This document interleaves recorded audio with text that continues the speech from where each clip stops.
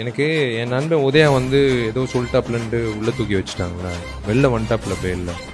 எனக்கு அந்த மாதிரி வந்து நிறைய பேர் இருக்காங்க எங்கள் ஃப்ரெட்டர்னிட்டியில் இருக்கிற கதாநாயகிகள், சீனியர் ஆர்டிஸ்ட்டை பற்றி வந்து தவறாக பேசுகிற பல யூடியூபர்ஸ் இருக்காங்க. அவங்கள வந்து இந்த சாட்டை பத்தாது.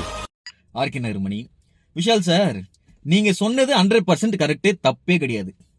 நீங்க சொன்ன மாதிரி இந்த சவுக்கெல்லாம் பத்தாது சார். முள்ளு சவுக்கு வச்சுதான் அடிக்கணும். இந்த அசிங்கமா பேசுறவங்களையும் அநாகரிகமான வார்த்தையில பேசுறவங்களையும் இந்த முள்ளு சவுக்கு வச்சுதான் அடிக்கணும். ஆனா நீங்க இப்ப சொன்னதை விட இதுக்கு முன்னாடி இருந்த ஆட்சியில, அதான் உங்க நண்பர் இருந்தார் இல்லையா, அப்ப சொல்லிருக்கலாமே சார். ஏன் சார் சொல்லல?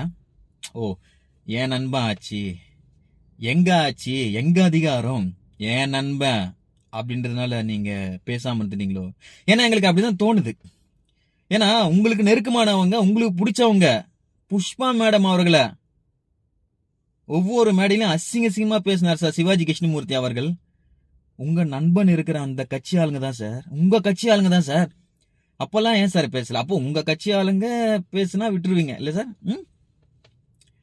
ஒரே ஒருத்தரை பார்த்து நீங்க இத்தனை பேர் பயப்படுறீங்க அப்படின்னாக்கா, இத்தனை வருஷமா நடந்த அநியாயத்தை நீங்க எல்லாம் வாய் திறந்து பேசல அப்படின்னாக்கா, திமுகவை பார்த்து பயந்துட்டு இருந்தீங்க அப்படின்னு தான் நான் நினைக்கிறேன்.